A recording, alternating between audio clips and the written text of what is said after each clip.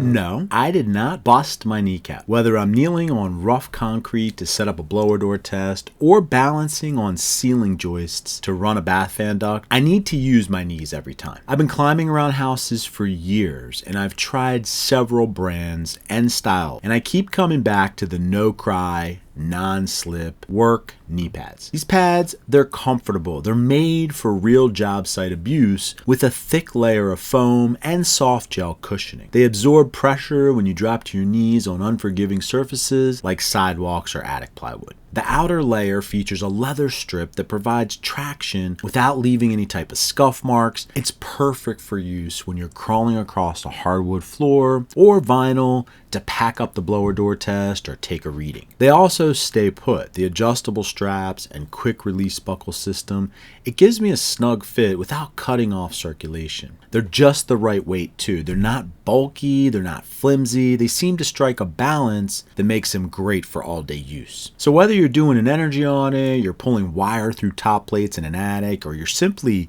kneeling down to fix a molding on the weekend, with thousands of solid reviews and a reputation for durability, NoCry knee pads, they're protective, comfortable, ideal for anyone whose job, hobby, or weekend project requires them to be on their knees frequently.